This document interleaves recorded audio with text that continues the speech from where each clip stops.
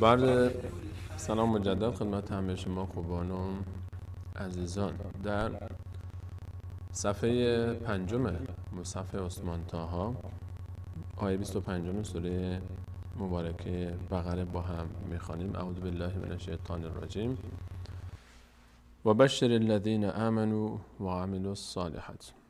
این واو در اینجا فتحه داره، علامت فتحه. گفتیم که هر جا این علامت که اسمش فتحه هست روی هر حرفی قرار بگیره صدای ا میگیره اون حرف. و ب این شین این علامت تشدیده. علامت تشدید هر وقت روی هر حرفی قرار گرفت یک بار به همراه اون حرف، یک بار به همراه ما قبل حرکت ما قبل تلفظ میشه و یک بار به تنهایی با اون حرکتی که یا بالای تشدید هست یا احیانا زیر تشدید یا زیر حرف گذاشته میشه. تشدید بیانگر دو حرفه. این شین اینجا در اصل دو تا شین بوده که شین اول ساکن بوده، شین دوم حرکت کسره داشته. به خاطر زیبایی نوشته و تخفیف یک شین نوشته شده، علامت تشدید به نمایندگی از اون شین ساکنی که حذف شده نوشته میشه. به همین خاطر ما این رو یک بار به همراه حرکت ما قبل میخونیم. تشدید رو هم میشه به خاطر اون ساکن اولش و یک بار هم به همراه همون حرکت خودش. اینجا میشه و بش شره و بشیره و بشیره. این الف این هم علامت کسره که گفتیم. علامت کسره هر جایی که زیر هر حرفی قرار بگیره اون حرف صدای ا میگیره. دقت کنید که ای نشه، فقط صدای ا میگیره، مگر اینکه بعدش حرف یا باشه که موقع صدای ای میشه. این الف علامت صاد رو، این علامت نصفه صاد، نصفه‌ای که روی الف هست، بیانگر این هست که این الف در هنگام وصل، یعنی وصل شدن قبل از الف، حرف قبلش و ما بعدش خونده نمیشه. این الف وصل در هنگام وصل خونده نمیشه، مگر اینکه این الف در ابتدا بیاد، در ابتدای آیه که انشاءالله باز در خلال بحث بهش خواهیم رسید. نمونه هایی رو در همین صفحه داریم که این الف در ابتدای آیه اومد. این تشدید هم مثل تشدید شین یک بار به همراه حرکت ما قبل، آخرین حرکت ما قبل. الف اینجا حرکتی نداره، این یک علامته که نشانگر از این باشه که این الف خونده نمیشه در هنگام وصل. حرکتی نیست برای الف. به همین خاطر ما نیاز به حرکت ما قبل داریم. برای خوندن تشدید از حرکت کسره راه استفاده میکنیم، حرف را.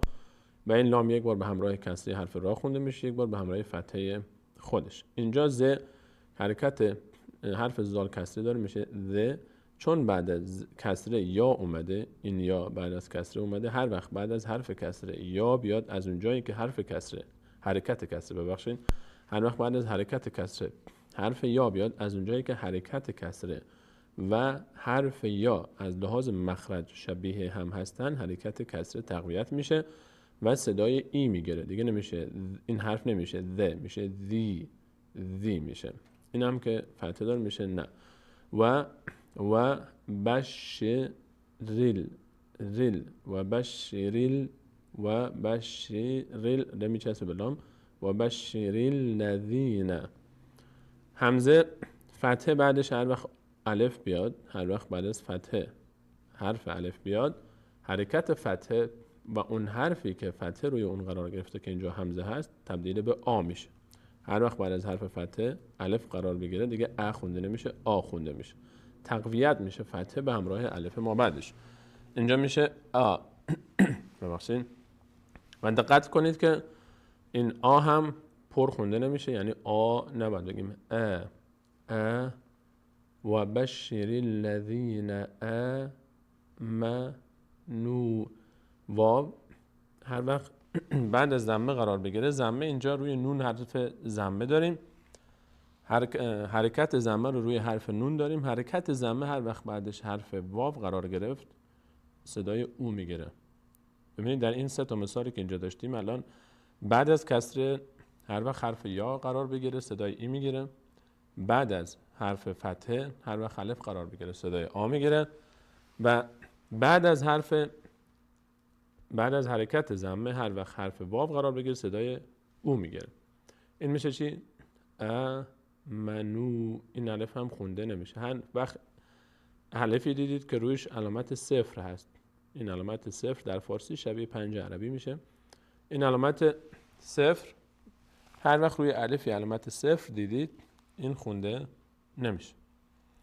آمنو آمنو و بشر الذین آمنو و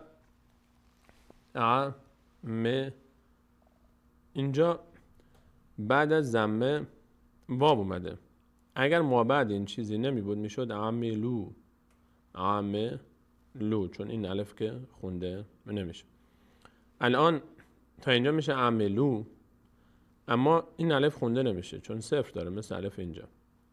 این الف هم خونده نمیشه چون علامت وصل روش اومده، در هنگام وصل قبل و بعد خونده نمیشه. این لام هم از اون 4 حرفی است که ما گفتیم حرف واو، الف، لام و یا. این 4 حرف اگه به خاطر داشته باشید، واو، الف، لام و یا که سر هم نوشته بشه میشه والی. هر وقت روی این 4 حرف هیچ علامتی نبود، هیچ حرکتی نبود، خوانده نمیشه. واو، الف، لام، یا همون حروف والی هر وقت هیچ حرکتی نداشته باشن خونده نمیشن. اینجا هم در این مثال الان این لام هیچ حرکتی نداره، پس بنابراین این لام خوانده نمیشه. الان ما در این مثال لام خوانده نمیشه این چون حرکت نداره. این الف هم چون علامت وصل داره صاد خوانده نمیشه. این الف هم علامت صفر داره خوانده نمیشه. الان ما برای خواندن این صاد که تشدید داره نیاز به حرکت ما قبل داریم، یعنی باید از آخرین حرکت ما قبل کمک بگیریم تا این صاد رو یک دفعه بتونیم بخونیم، چون این صاد اول ساکن هست. الان این لام که حرکت نداره، الف هم که خوانده نمیشه، این الف هم که خوانده نمیشه، این واو هم خودش از خودش حرکتی نداره. ما نیاز داریم که از این ضمه لام استفاده بکنیم. به همین خاطر ما این لام رو، ضمه لام رو میچسبونیم به صاد. دیگه اینجا نمیگیم عملو، نمیگیم عملو صالحات، نه، این واو دیگه اینجا خونده نمیشه. الان با اون تأثیری رو هم که بعد از ضمه داشت دیگه نداره، چون اینجا دیگه ضمه مستقیما میچسبه به صاد. دیگه ضمه میچسبه به صاد، کاری به مابعد خودش نداره. ضمه این واو، این الف و این لام هیچ کدوم خونده نمیشن. چی میشه؟ میشه و عملوس، عملوس مستقیم لام میچسبه به صاد و عملوس. خب الان ما یک بار صاد به همراه لام خوانده شد عملوس، یک بار صاد تنها فتحه داره، بعد از فتحه این الف کوچک قرار گرفته، بعد از فتحه الف قرار گرفته، صدای آ میگیره عملوس صا، عملوس صا. خب یک قاعده دیگه مگر یادتون باشه ما گفتیم برای پرخواندن یا باریک خواندن برخی از حروف گفتیم که بجز حروف صاد، ضاد، تا، ضا، عین، غین، ببخشید، صاد، ضاد، تا، ضا، غین، قاف و خا و را، این 8 حرف هیچ حرف دیگه پر خونده نمیشه. این 8 حرف هستن، صاد و ضاد. اینا رو حتما باید نوشته باشید تا حفظ کرده باشید دیگه ان شاء الله، چون بارها داره تکرار میشه. صاد و ضاد، تا و ضا، غین و قاف، خا و را، 8 تا حرف هستن که اگر روی اینها الف قرار گرفت اینها پر خونده میشن. یعنی چی؟ یعنی در هنگام تلاوت اینها، در هنگام تلفظ اینها دهان به سوی بالا باز میشه. مثلا میگیم خاسرین، مثلا خا، نمیگیم خسرین، دهان به سمت بالا باز میشه.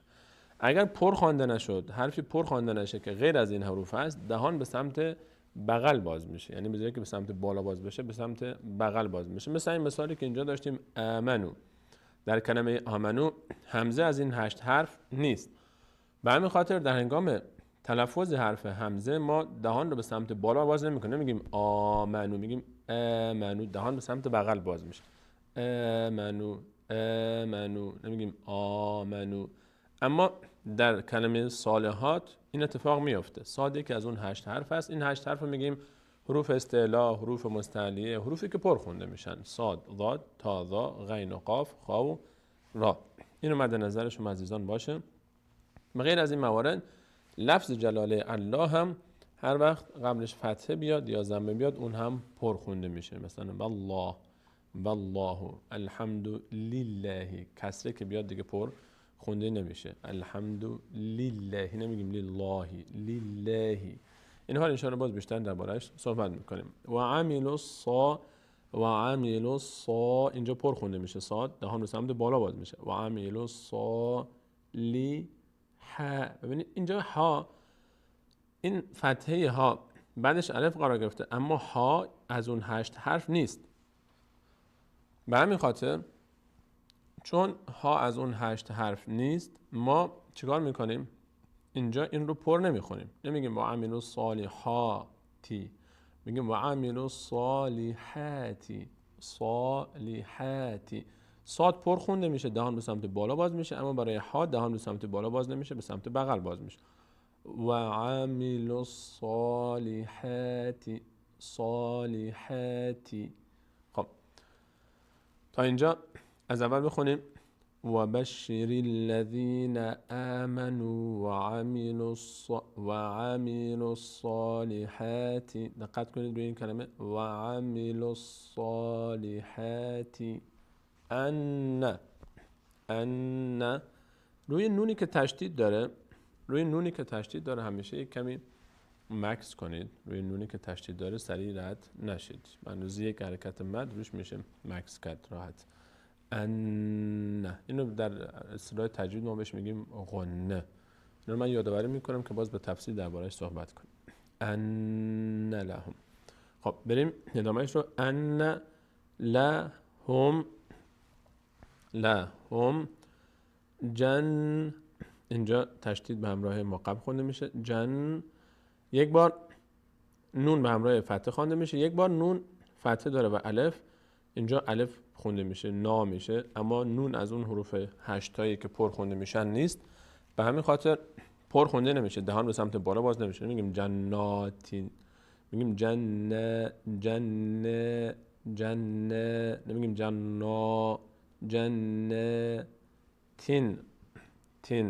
این تنوین ان هست که هر وقت این علامت اومد صدای نون اضافه میشه به اون کسره‌ای که بعدش هست. جنتین، این همون کسره خودشه. این کسره دوم که در زیر این کسره قرار میگیره نماینده یک نون هست که باید صدای نون اضافه بشه بهش، میشه جنتین. خب خط بعدی تج ری. جیم یک از اون حروفی هست که ما این قاعده هم قبلا هم گفتم خدمتتون که 5 تا حرف قاف تا با جیم و دال وقتی که سر هم نوشته بشن میشه قطب جد. این یادتون باشه قطب جد. این 5 حرف قطب جد هر وقت که ساکن باشند مقداری در مخرج به اصطلاح میگیم قلقله میشه، یعنی یک مقداری مخرجش میلرزه در هنگام تلفظ.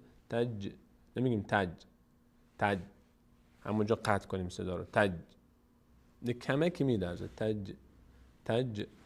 تج ری.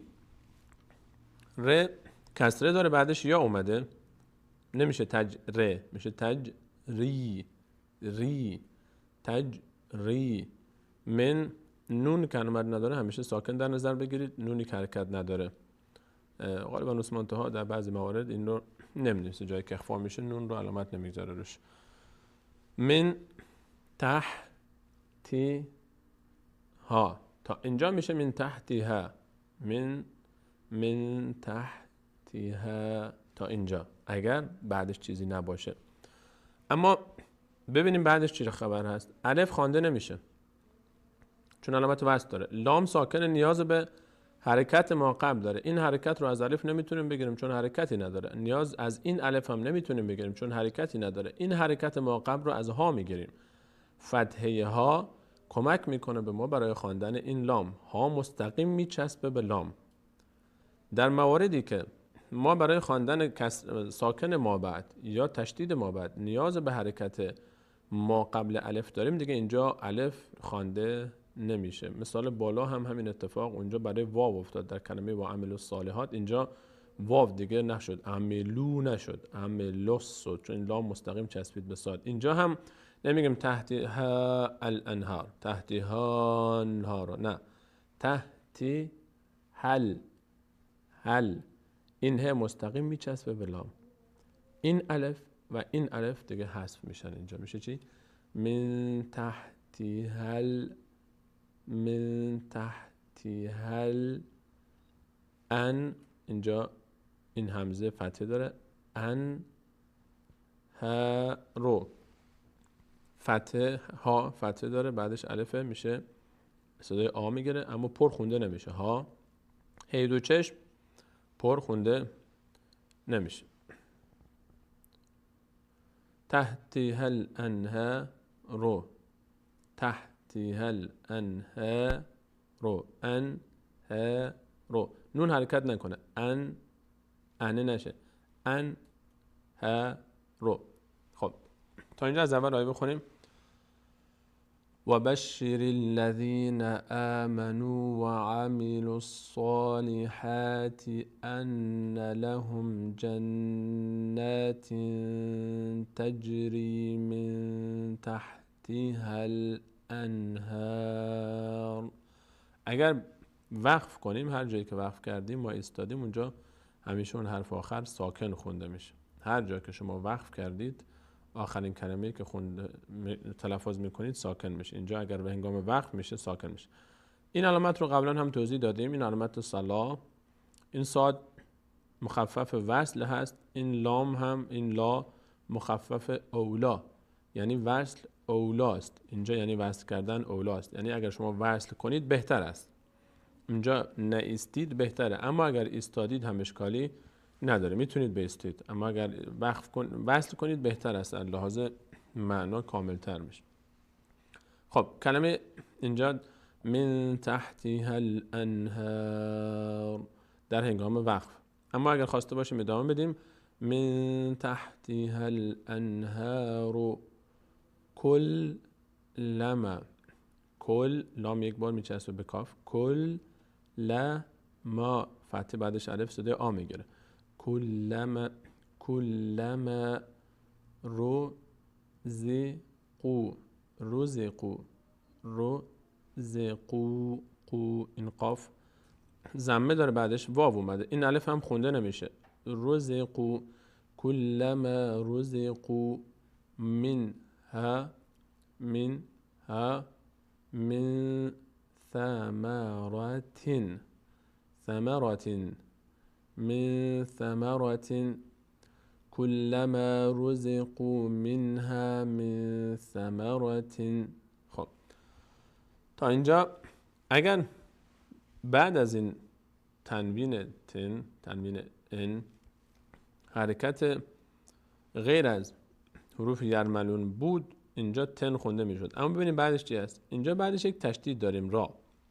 بعد از این ما را رو داریم که این را یک تشدید هست. اگر به خاطر داشته باشید در برنامه گذشته یک قاعده دیگه هم خدمت شما عزیزان من ذکر کردم و اون قاعده چی بود؟ قاعده این بود که هر وقت بعد از تنوین یا نون ساکن، قاعده اصلش مال نون ساکن هست، بعد از نون ساکن که همون تنوین هم به اصطلاح تنوین هم نوعی از نون ساکن هست، یک نمونه‌ای از نون ساکن هست، بعد از نون ساکن یا تنوین هر وقت یکی از حروف یرملون آمد، یعنی یا، را، میم، لام، واو و نون، 6 تا حرفن، اگه سر هم نوشته بشن میشه کلمه یرملون.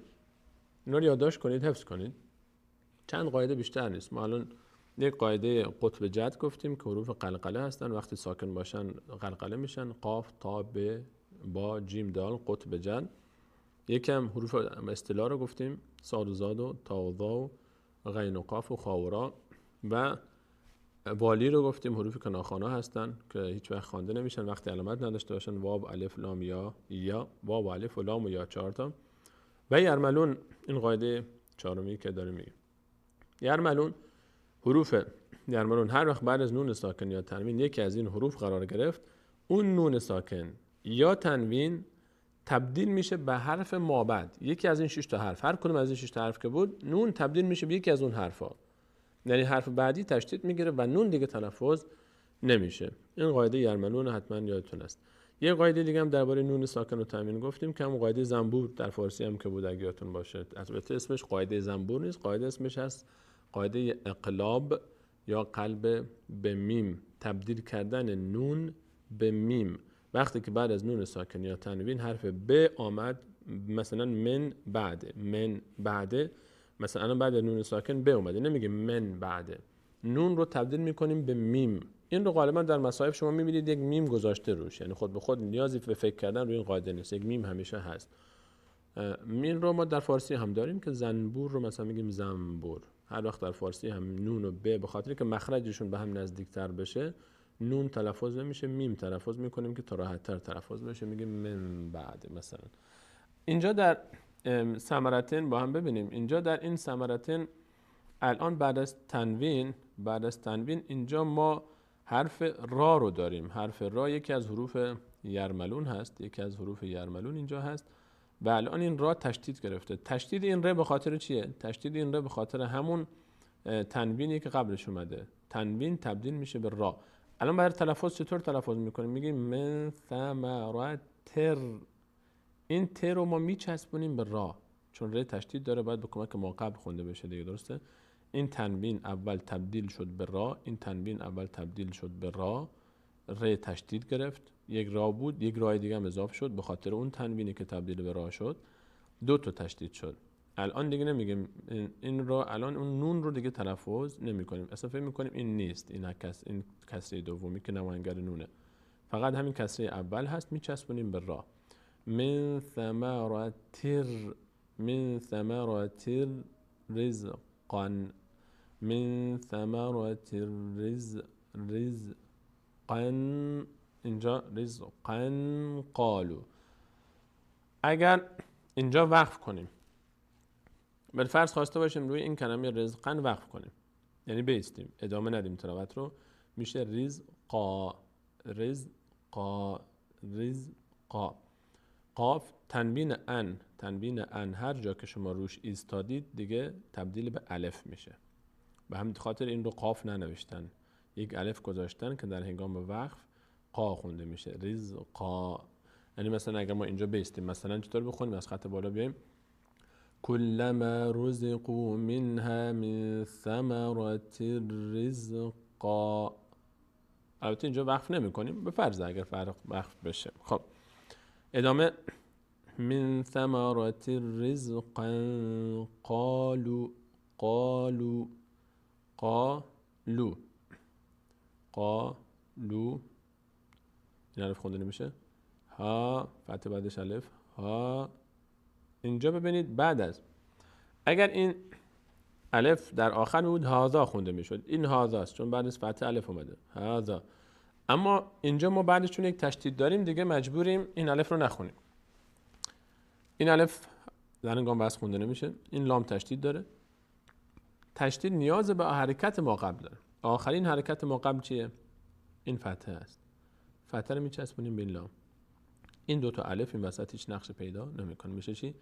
هذل هذل الذی، کسر بعدش یا اومده، صدای ای میگیره. هذا الذی رزقنا رزقنا رزق. دقت کنید قاف رو از همون 5 حرف قطب جد هست که قلقله میشه در هنگامی که ساکن باشن، یک کمی میلرزه در مخرج، میشه چی؟ رزق. نمیگیم رزق رزق، خیلی خشک ادا نمیکنیم اینجوری، رزق رزق نه رزق رزق نه رزق نه. این قلقله که میگیم یعنی همین، روی قاف دقت کنید، رزق رزق رزق نه. من قب به هم مثل قاف قطب جد، به هم از اون حروف قطب جد حرف دومی به دیگه، قاف به جیم دال. این الان اینجا به از همون حروفی که باید قلقله بشه، میشه نمیگیم قبلو قبلو، نه قاب قاب. دقت کنید، قاب من قبلو قبلو قبلو نه من قبلو نه، یک کمی به در مخرج. باز زیاد هم حرکت روی قطب جد دقت کنید که زیاد حرکت نکنه که باز صدای کسره نگیره، من قبلو قبلو نشه، من قبلو نه دیگه، زیاد یک حرکت خیلی ساده و خیلی ظریفی در مخرجش ادا میشه.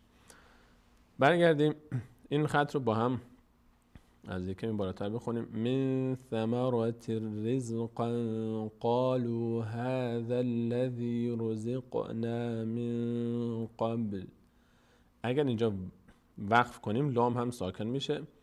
الان دو تا ساکن پشت سر هم، اینجا لام وقت هنگامی که وقف کنیم ساکن میشه. یک کمی خیلی ظریف باید صبر کنیم. قبل. خب اینم که توضیح دادیم که اینجا وصل کردن بهتر است، یعنی ادامه بدیم بهتره. خب من قبل و او تو ضمه بعدش واو، این الف هم خونده نمیشه. بعضی ها این رو او تو میخونن و او تو، این او تو نیست، او توه. این الف همزه او داره، بعد از همزه واو نیومده که ما این رو بکشیم بگیم او.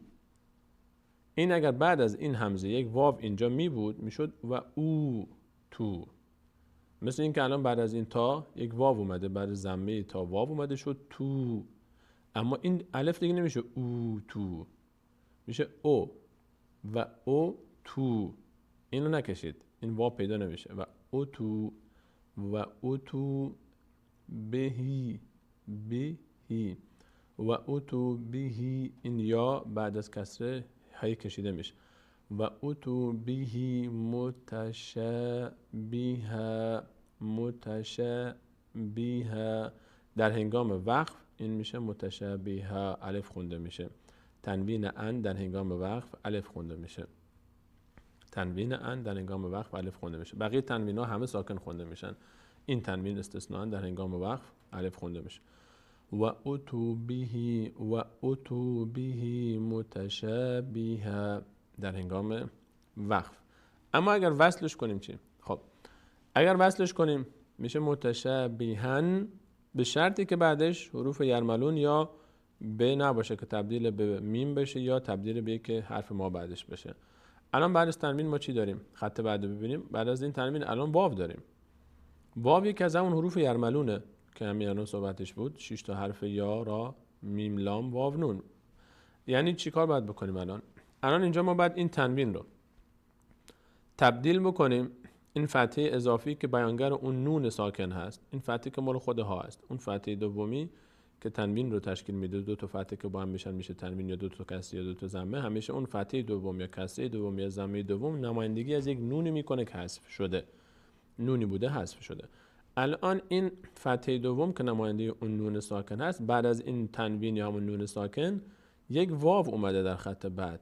یعنی ما باید الان این نون ساکن رو یا همون تنوین رو تبدیل بکنیم به واو. یک واو اضافه میشه، این واو سر جای خودش هست، یک واو دیگه هم اضافه میشه. ما باید این به جای نون این رو الان واو تلفظ کنیم. چطور میشه؟ میشه متشابهو، نمیگه متشابهن دیگه نمیگه، میگیم متشابهو واو ساکن، بعد ادامه بدیم متشابهو ولهم. این ولهم سر جاشه، فقط تنها اتفاقی که اینجا افتاد این تنوین تبدیل به واو شد، نون تبدیل به واو شد، همین.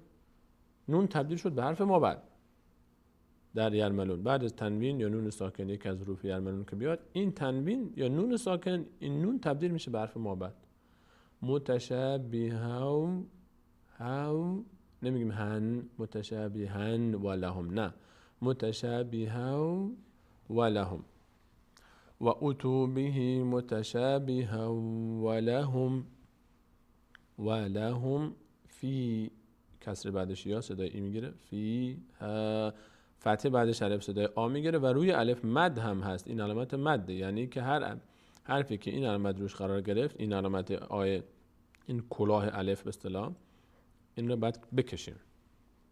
این علامت فقط روی الف، واو و یا قرار میگیره، فقط روی هیچ علامت دیگه قرار نمیگیره، روی هیچ حرف دیگه قرار نمیگیره.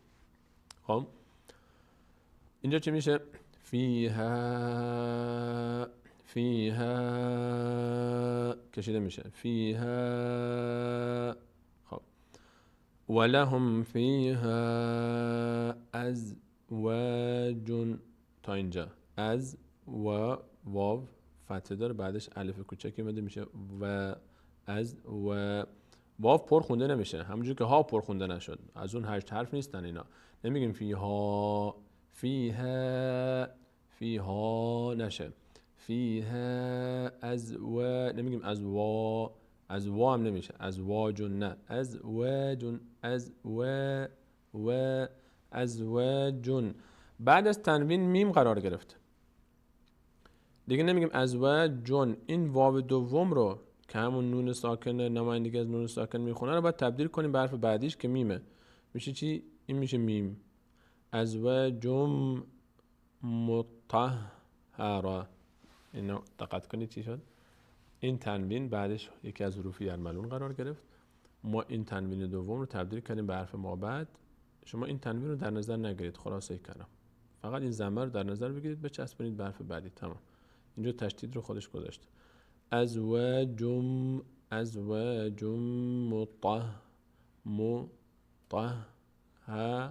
مطهرتون. دوباره اینجا تنوین بعدش واو قرار گرفته، یکی از حروف یرملونه. این هم اگر وصل کنیم باز همین اتفاقی که اینجا برای ازواجون افتاد برای واو هم اینجا میفته. برای واو هم اینجا این اتفاق میفته و چی میشه؟ میشه مطهرتون و هم.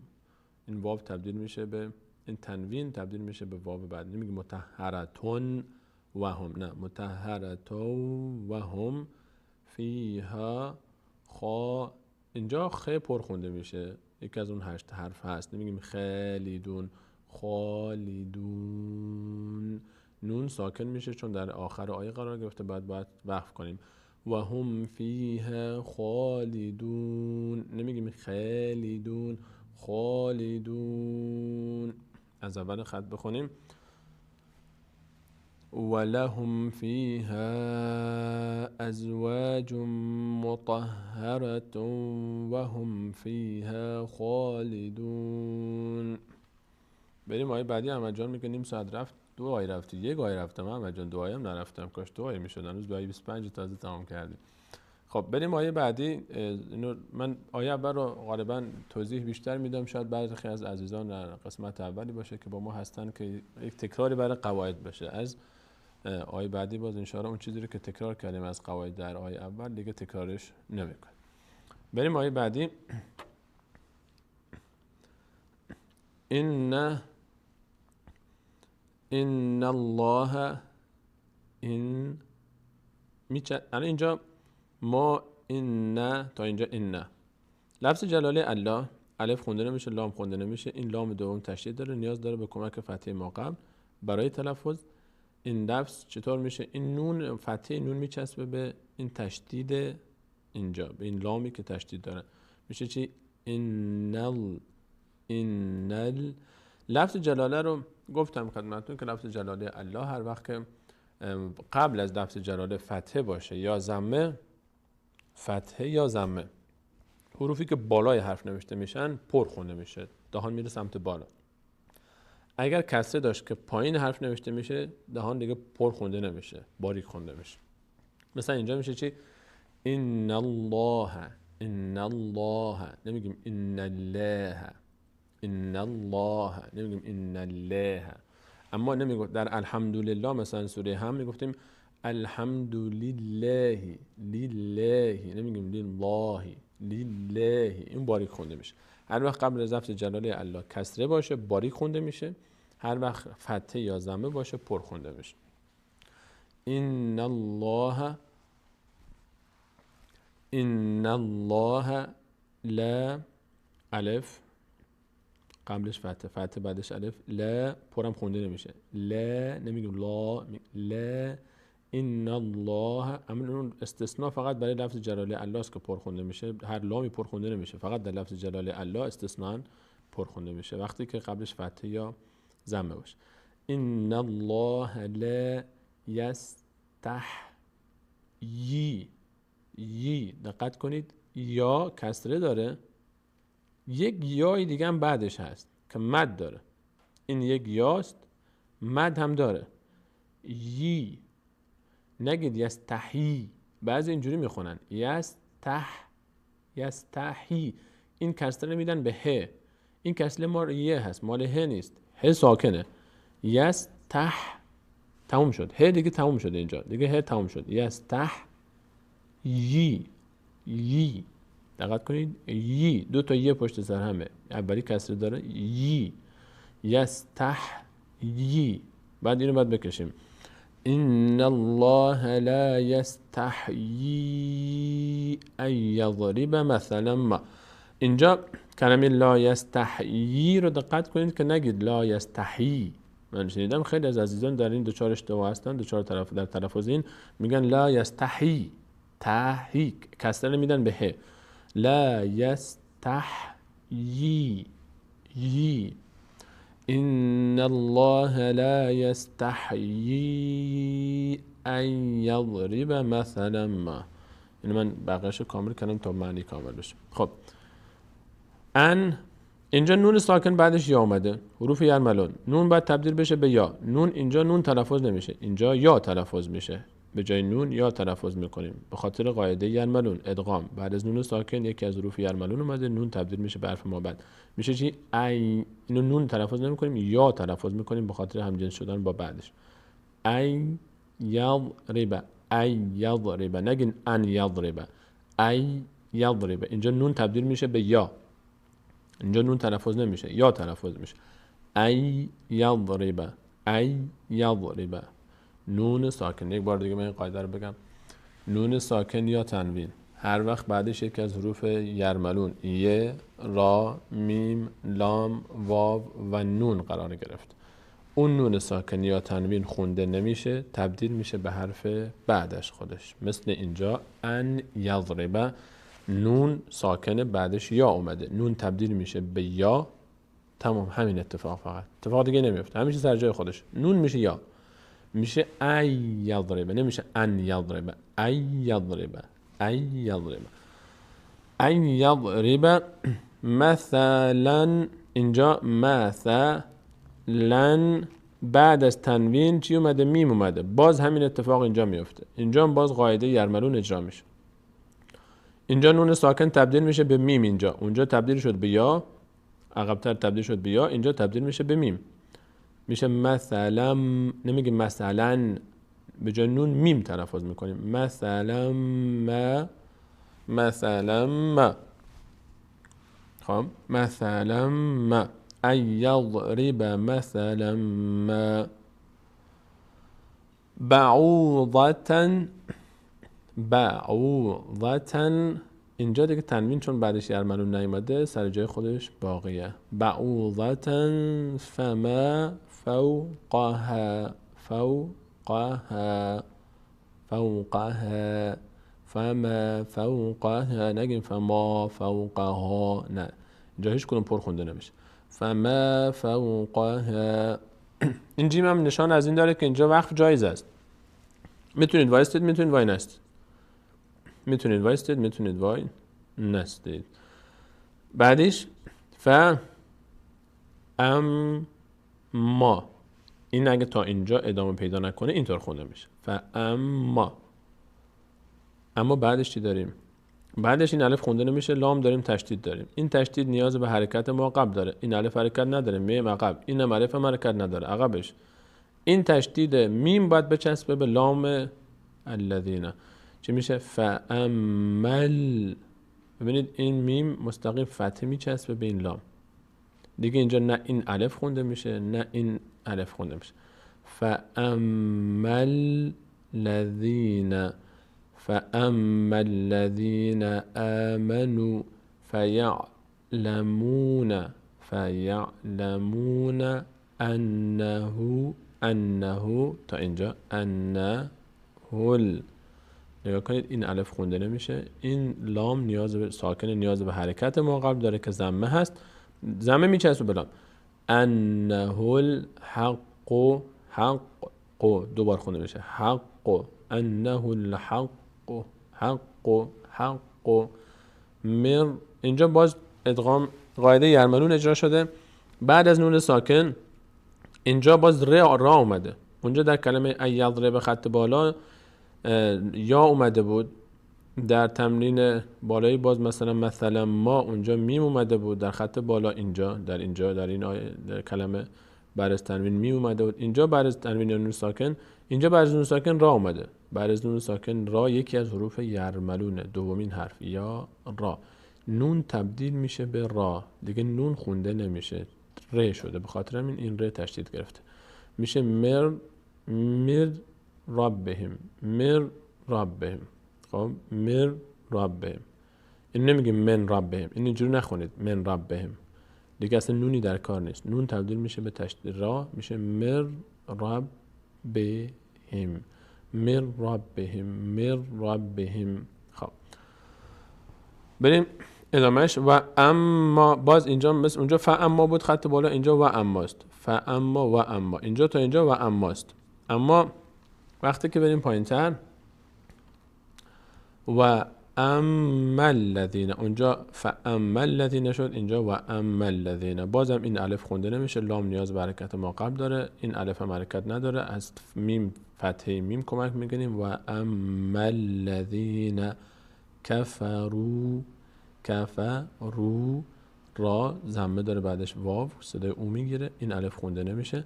و اما الذین کفروا فیقولون ماذا، فیقولون ماذا، ماذا. اینجا ضام پر خونده نمیشه، اون ضایی که پر خونده میشه خواهر تا هست، ضای دسته‌دار خونده، ضا اون پر خونده میشه، این ذی دالزار پر خونده نمیشه.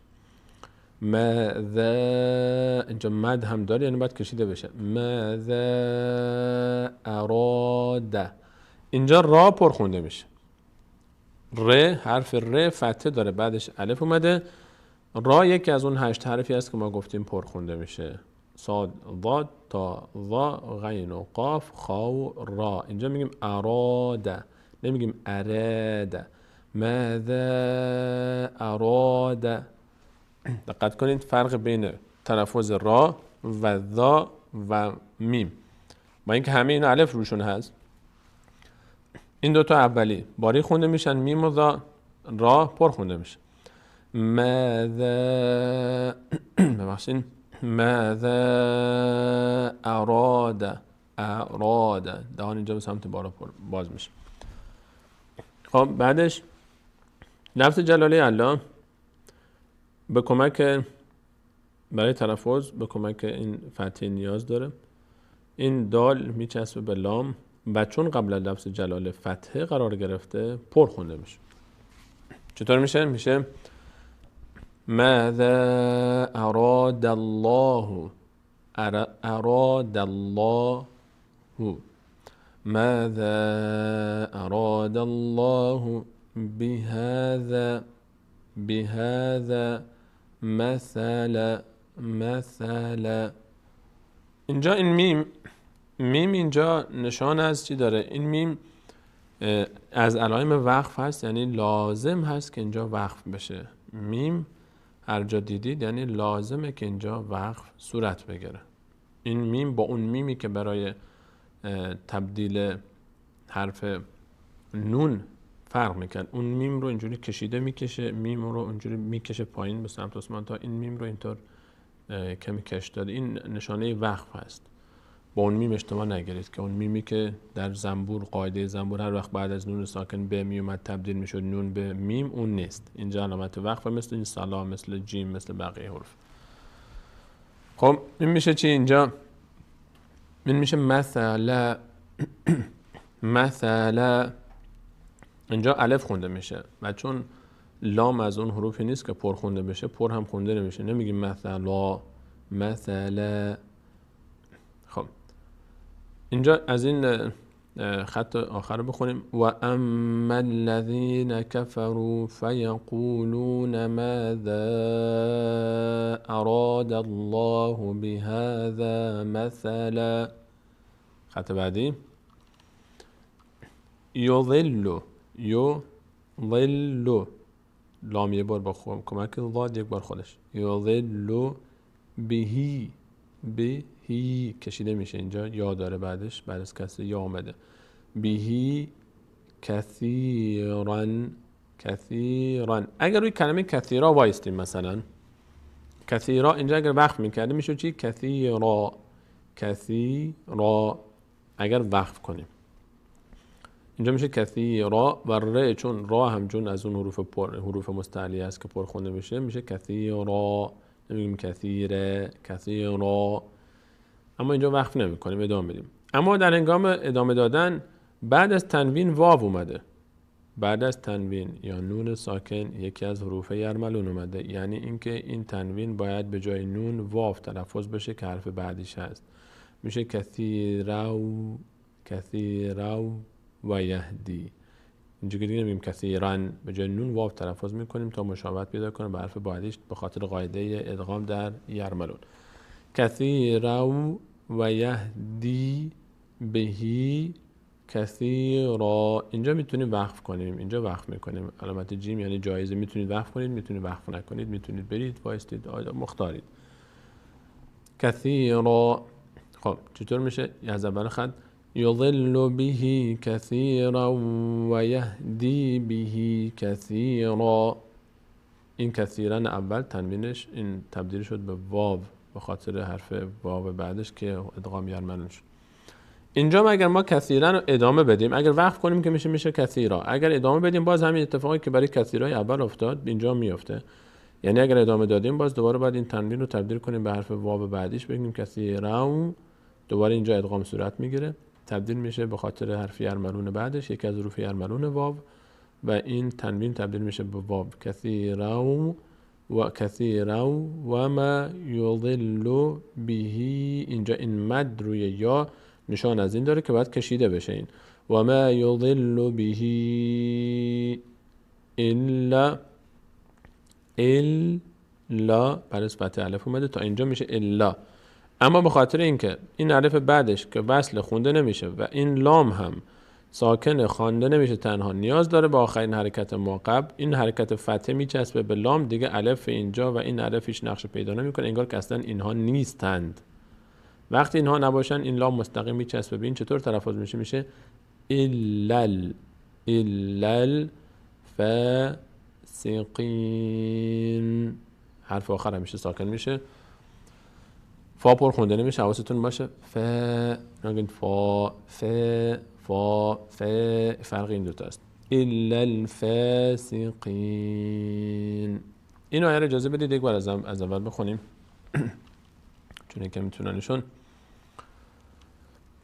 إن الله لا يستحيي أن يضرب مثلا ما بعوضة فما فوقها فأما الذين آمنوا فيعلمون أنه الحق من ربهم وأما الذين كفروا فيقولون ماذا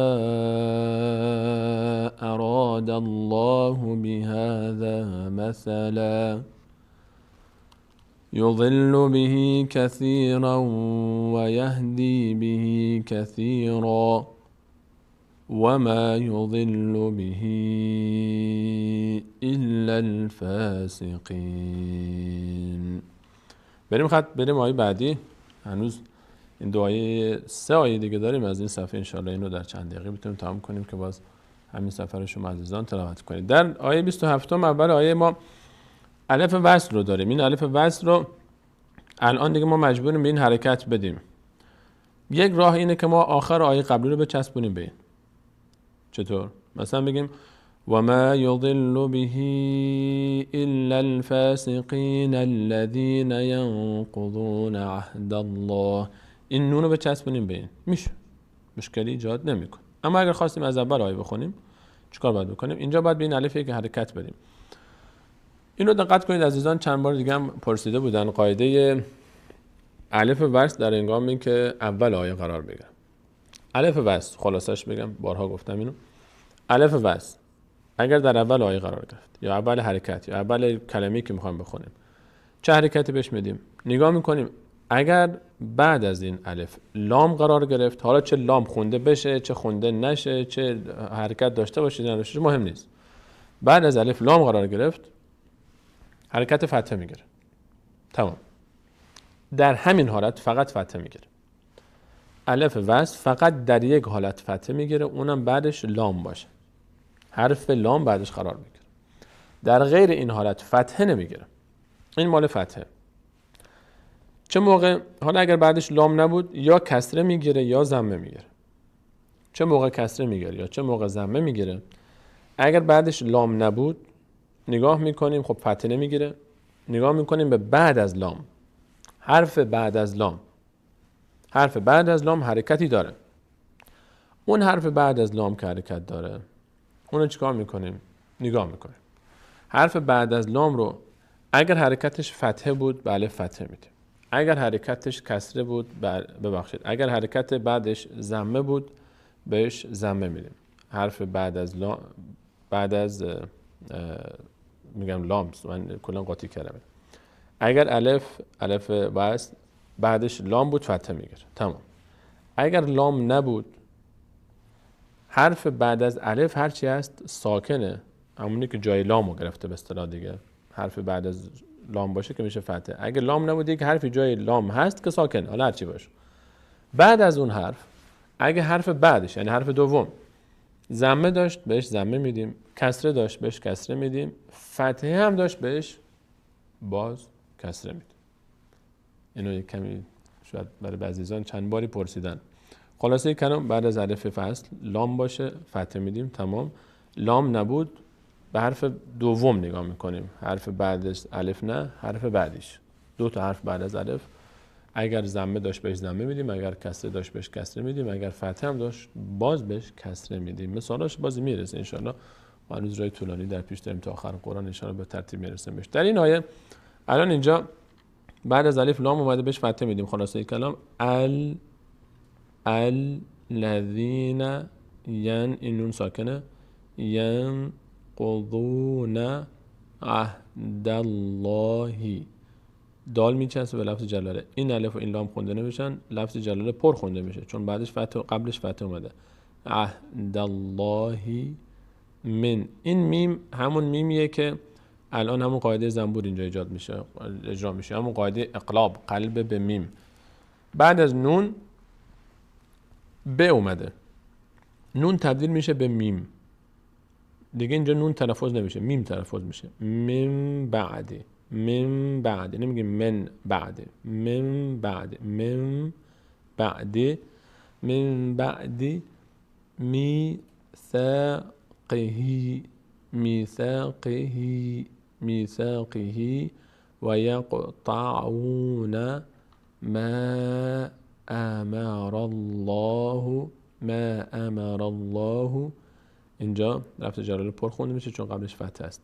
ما امر الله به ان، اینجا بعد از نون یا اومده، یکی از حروف یرملونه. نون باید تبدیل بشه به حرف ما بعدش. نون اینجا یا تلفظ میشه، نمیگیم ان یوصل، میگیم ای یوصل، مثل ای یضرب، ای یوصل، ای نون یا تلفظ میشه، ای یوصل، و یفسدون، و یفسدون فیل. نگاه کن اینجا اتفاق میفته. این اگر به تنهایی خونده بشه میشه فی، فی. اما اینجا چون الف خونده نمیشه و این لام ساکن نیاز به آخرین حرکت ما قبل داره، این ساکن هم این الف رو که خب در حالت وصل خونده نمیشد از کار انداخته، هم این یا رو از کار می اندازه. فقط این کسره اینجا کار میکنه. فیل، فیل ارض، و یفسدون فی الارض. اگر وقف کنیم میشه فی الارض، فی الارض. او اینجا نمیشه او. نگاه کنید این واو خونده نمیشه. این واو با اون واوی که علامت نداره فرق میکنه. این واو ساکن نیست، این واو ناخواناست. این واو خوانده نمیشه. هر واوی که روی صفر داشت، مثل اون الفایی که روی صفر قرار میگیره، این خونده نمیشه. به خاطر همین اینجا همزه فقط او خونده میشه، این دیگه او خونده نمیشه. اگر روی این صفر نمی بود میشد اولئک، اما اینجا دیگه این واو خونده نمیشه. نوشته میشه، خونده نمیشه. در فارسی هم ما داریم. در فارسی هم مثلا خواهر، کلمه خواهرها رو شاید در ذهن عزیز پیش بیاد، خب چرا می‌نویسن وقتی خونده نمیشه؟ ما در فارسی هم خواهر می‌نویسیم، خواهر می‌خونیم. در هر زبانی به حال قواعد هست. این واو اینجا خونده نمیشه، میشه چی؟ او نمیشه، او میشه او اولا او. این اصلا واو فکر کنید نیست، فکر کنید اصلا این واو نیست. اولئک، این مد داره. اولئک هم همول خا پرخونده میشه، خا یک از اون 8 حرفه. خاسرون. نون حرکت نمیکنه، در آخر قرار گرفته ساکن میشه. دقت کنید که نون هیچ حرکتی نباید بکنه. یک بار این آیه را از اول با هم بخونیم. الذين ينقضون عهد الله من بعد ميثاقه ويقطعون ما امر الله به. اینجا من وقف کردم. احیانا انسان نفسش کم میاد. ببینید وقتی که اینجا وقف کنید میشه به، دیگه این یا اصلا خونده نمیشه. ما امر الله به این نه این یا خونده میشه، نه این حرکت کسره ه. این یاهایی که اینجوری نوشته میشه در هنگام وقف هیچ نقشی ندارن. اینا از این حذف میشه، این مدم حذف میشه، این کسره هم حذف میشه، فقط این حرف خونده میشه به. و یقطعون ما امر الله به ان یوصل و یفسدون فی الارض اولئک هم الخاسرون. نون هیچ حرکتی نباید بکن. اولئک هم الخاسرون. خاسرون نشه. دقت کنید بعضی از زیران اینجوری میگن اولئک هم الخاسرون. این اشتباهه. خاسرون. این نون اینجا حرکت پیدا میکنه، حداقلش اینه که قلقله پیدا میکنه یا این حتی حرکت کسره هم میگیره. اولئک هم الخاسرون. فقط میرید به مخرجش همونجا وای میسید. بریم آیه بعدی. کیف تکفرون بالله. اینجا لفظ جلاله پر خونده نمیشه. این الف که خونده نمیشه، به میچسبه به این لام وسط، این لام هم که خونده نمیشه، حرکت نداره. بالله این همون حالتی که گفتم لفظ جلاله پر خونده نمیشه، قبلش کسره هست. بالله نگیم بالله نه،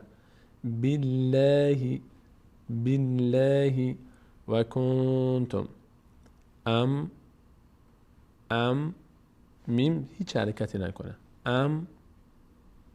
و تا و و پرخونده نمیشه. واب اموانه.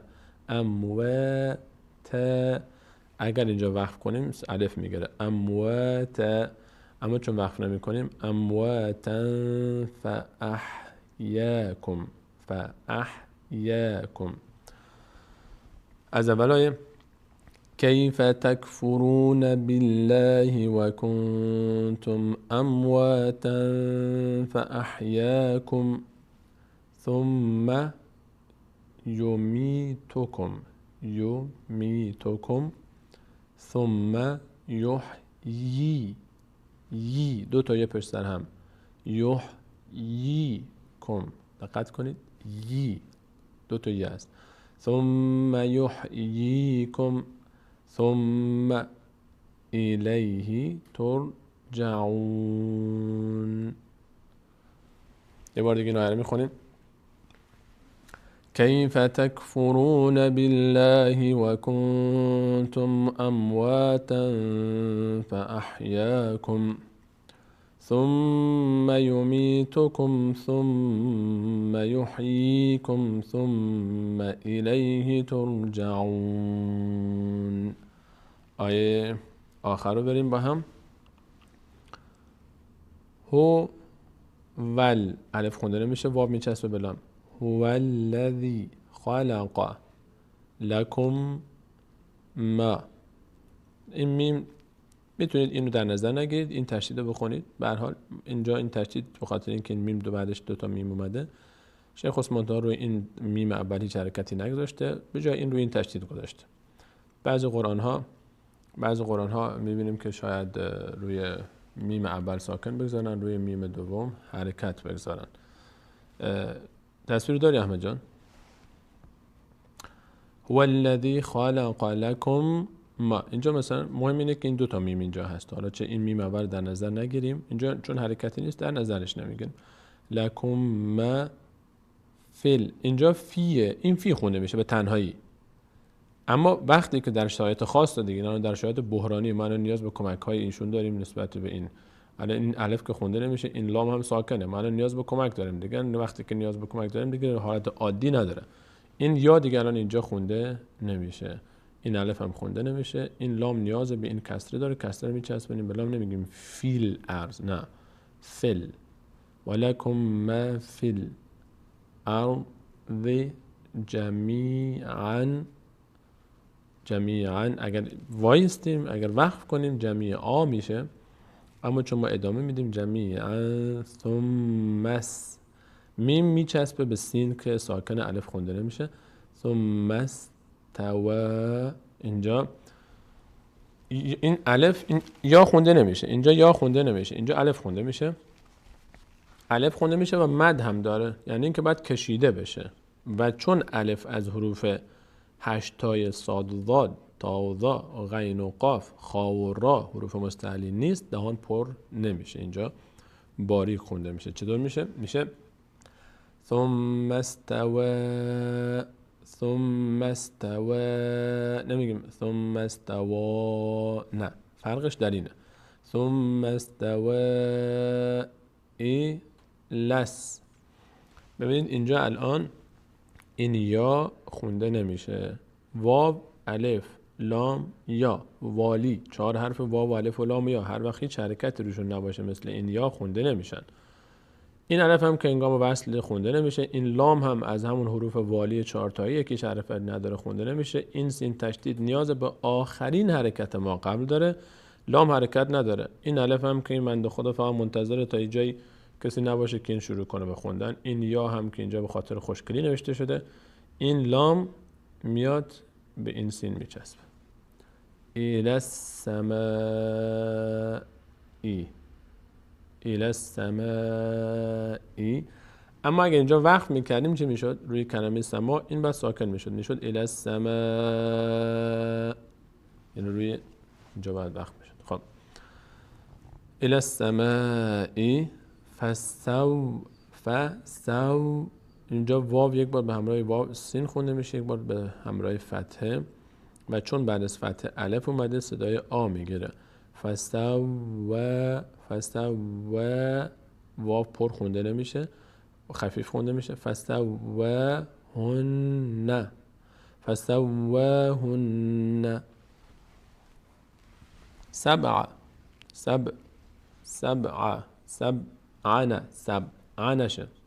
به یک کمی در مخرج میلرزه، از همون 5 حرف قطب جد هست، قاف تا با جیم دال. اینا وقتی ساکن باشن یک کمی مخرجشون میلرزه، مثل با در اینجا میشه سبع.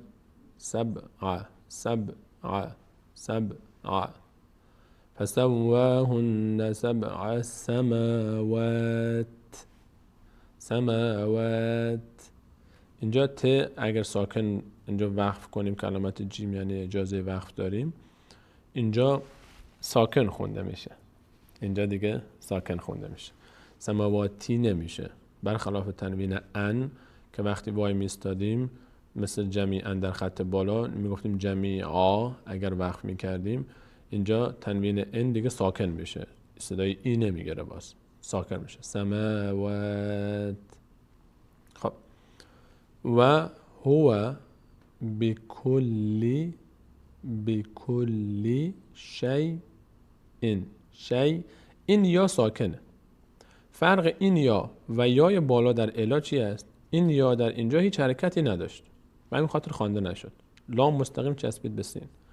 اما اینجا ساکنه، یعنی باید تلفظ بشه به کمک فتحه ما قبل. شی ان علیم. تنوین در آخر سکون میگیره، تنوین ساکن میشه. تنوین اون، تنوین ان مثل اینجا، اینو همیشه ساکن میشه، فقط یک تنوین ان در هنگام وقف الف میگیره و به همین خاطر هم بعدش همیشه یک الف اینجا می نویسن روی عین. این الف به خاطر اینه که در هنگام وقف الف خوانده بشه. اینا یک بار با هم دیگه بخونیم. هو الذي خلق لكم ما في الأرض جميعا ثم استوى إلى السماء فسواهن 7 سماوات وهو بكل شيء علیم. اینم از صفحه 5 از تلاوت امروز.